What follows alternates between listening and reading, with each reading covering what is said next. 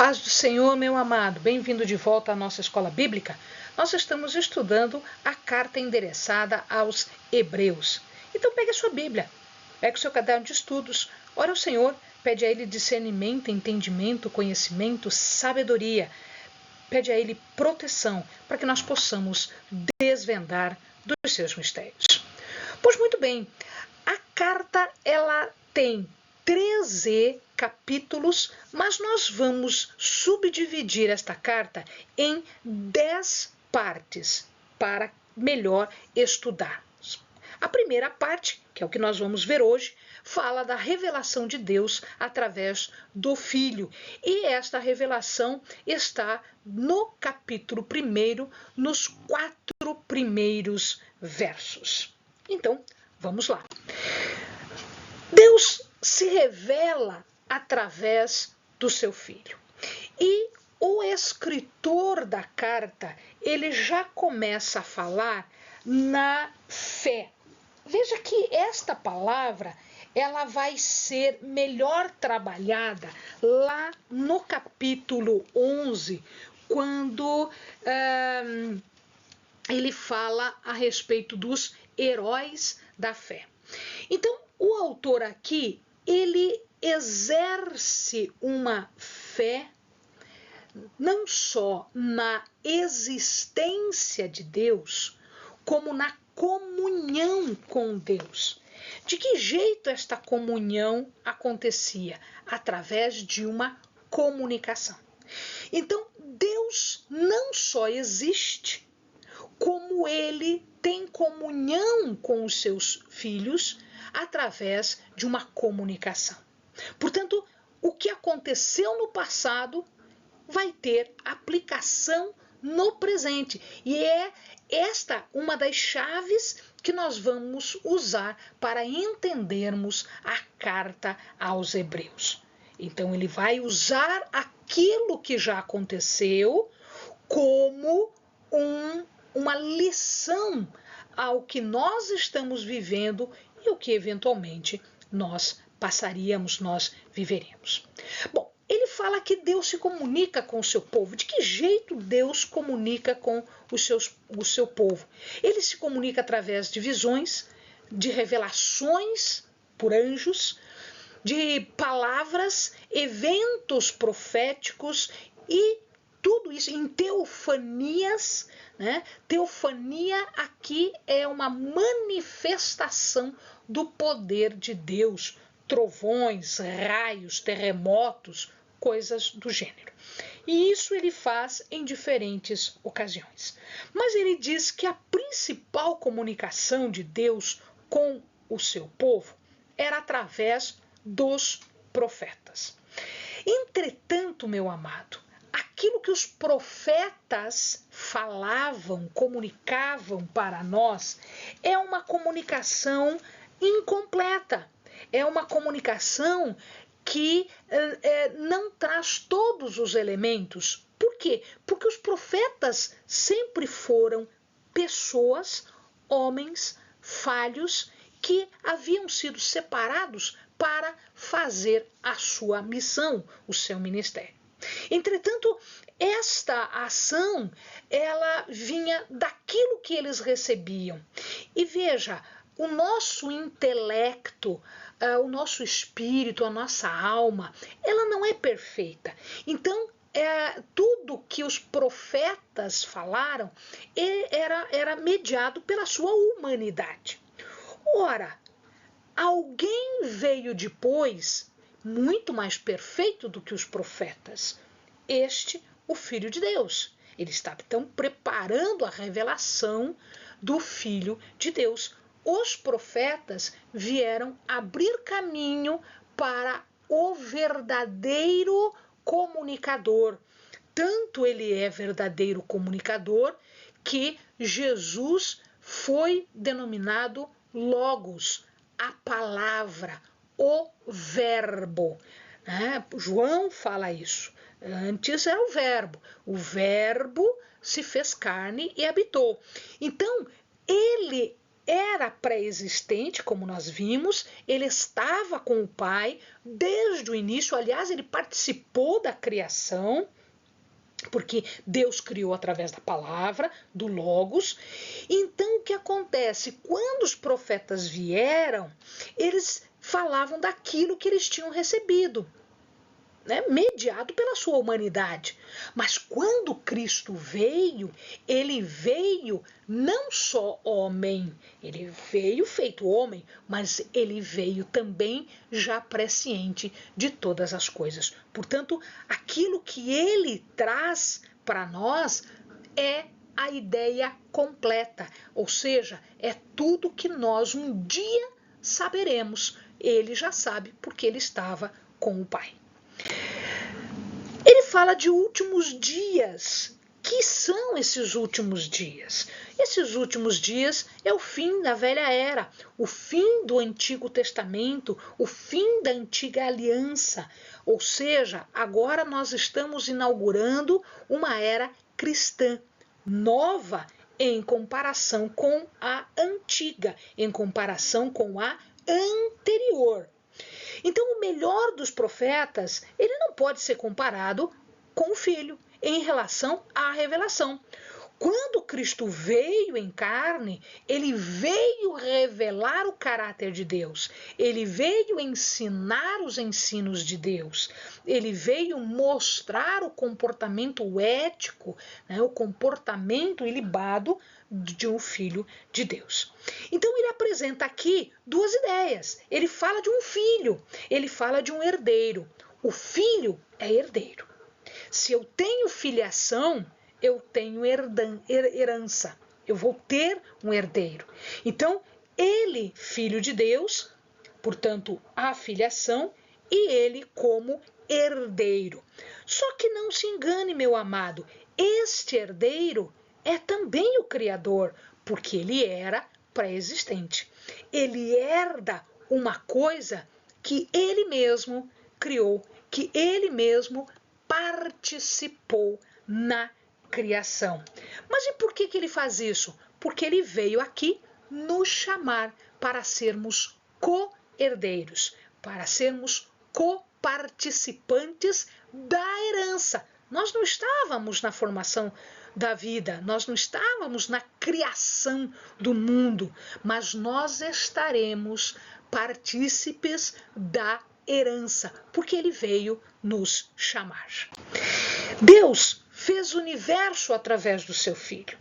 E, portanto, a nossa pergunta é: qual é o relacionamento deste Cristo e Deus? Bom, o próprio autor fala: este é o resplendor da glória de Deus. Resplendor da glória, ele dá a ideia daquela radiação, daquela iluminação, daquela luz brilhante que rompe diante de Deus, diante do Senhor.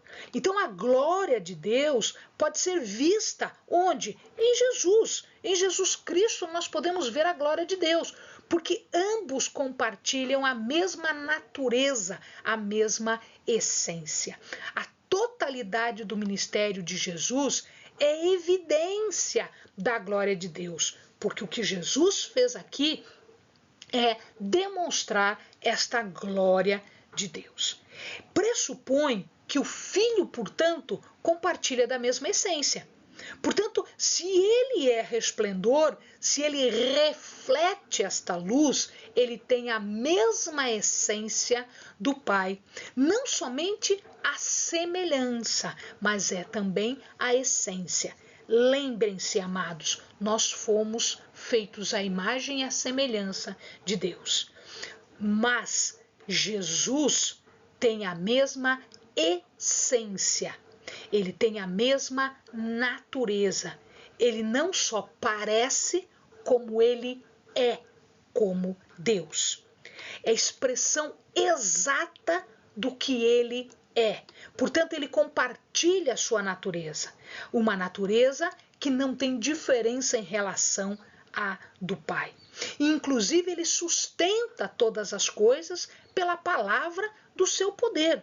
Jesus Cristo é visto como este centro de todas as coisas. Ele é esse centro de estabilidade, é constante no universo. Então, não é como as rochas, as montanhas, etc., que um dia vão ser destruídas. Não, ele ele foi partícipe de todas as coisas. Ele era o Logos. Ele se refere, então, a este Criador. E ele vai ficar sem modificação em relação à sua essência, no sentido de que ele é imutável. Tá?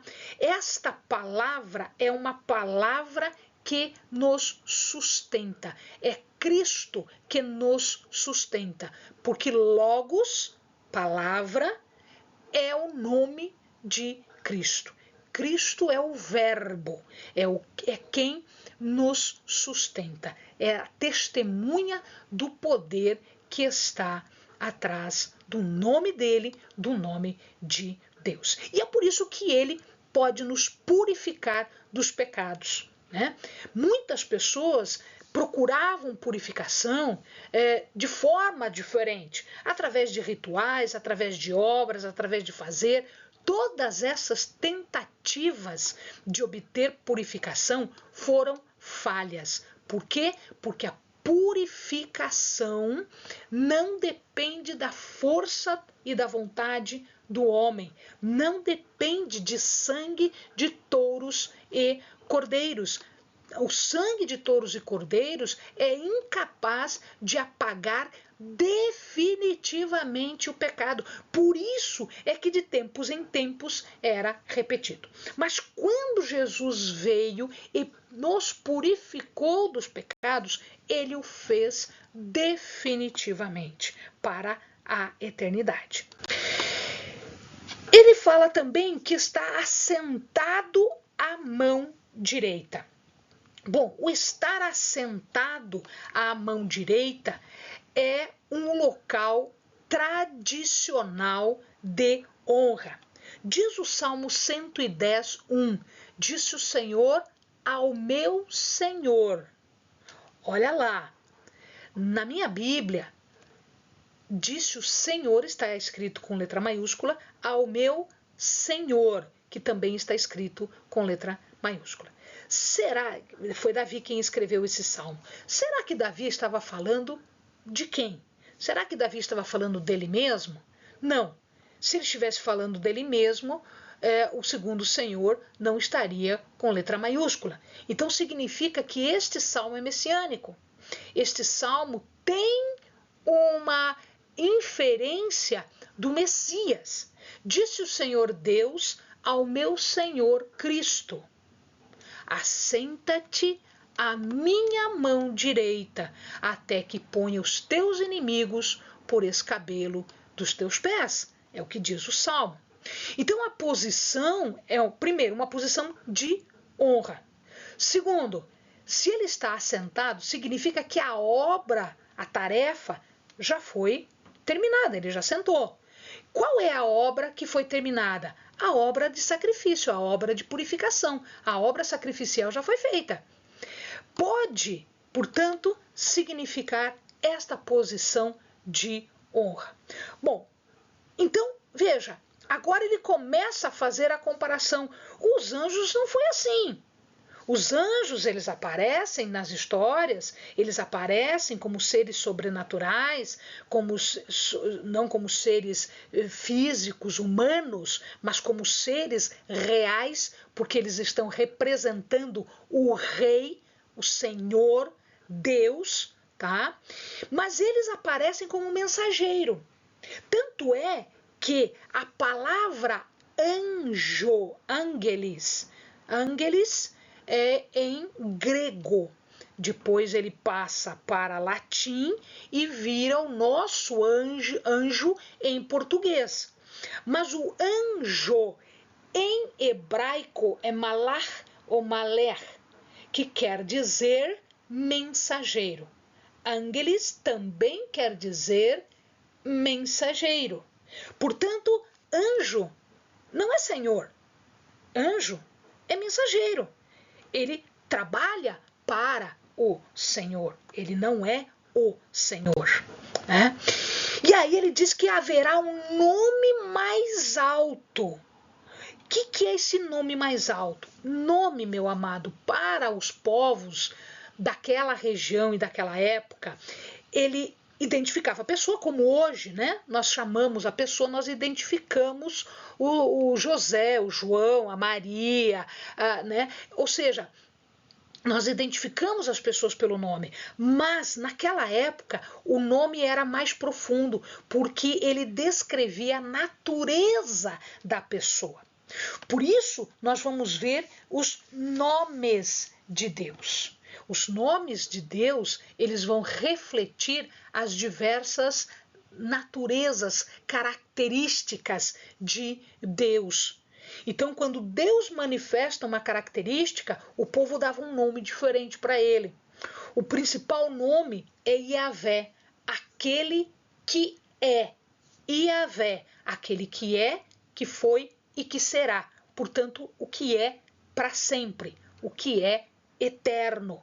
Por isso, os judeus também chamavam, em vez de falar Yahvé, eles falavam o Eterno, né? Porque Yahvé é a tradução, né? Yahvé é o Eterno. Então, aqui ele está dizendo que Cristo teria um nome mais excelente, que é o de Filho. Então, nós estamos falando aqui da natureza divina de Cristo.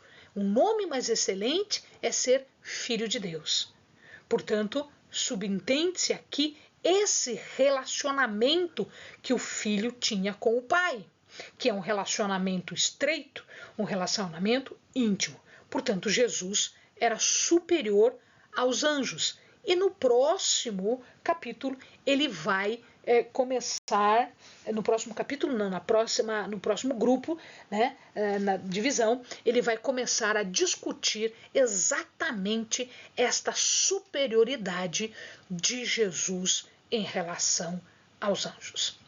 Amém, amados? Bons estudos!